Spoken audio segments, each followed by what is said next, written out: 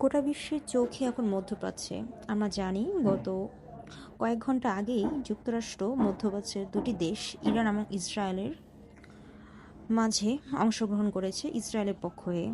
যুক্তরাষ্ট্রের joint of chiefs of staff chairman general Dan Caine জানিয়েছেন, operation midnight hammer নামের এক অভিযানে অংশ নিয়ে 7টি বি-2 স্টেলথ বোমারু বিমানসহ মোট 125টি সামরিক উড়োজাহাজ, যার লক্ষ্য ছিল একমাত্র ইরানের সামরিক ঘাঁটি ও রাডার সিস্টেম।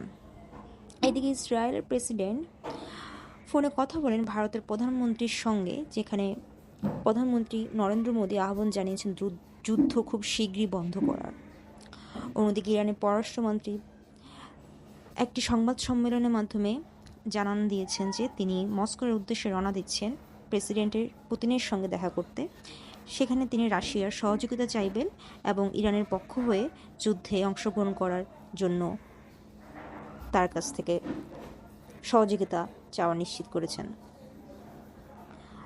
অন্যদিকে ইরানের পার্লামেন্ট হরমুজ প্রণালী বন্ধের অনুমোদন দিয়েছে। এই প্রণালীটি বন্ধ করলে বিশ্বের তেলের বাজারের দাম হবে খুবই ঊর্ধ্বমুখী এবং অর্থনৈতিক মন্দা খুব বেড়ে যাবে, কারণ এই প্রণালী দিয়ে প্রায় 20% জ্বালানি তেল যাতায়াত করে।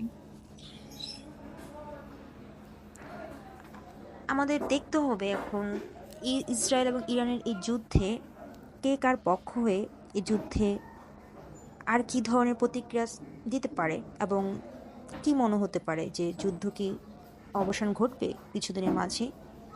ইরান কি যুদ্ধবিরতিতে যাবে বা ইসরায়েলও কি তাদের এই মতামতে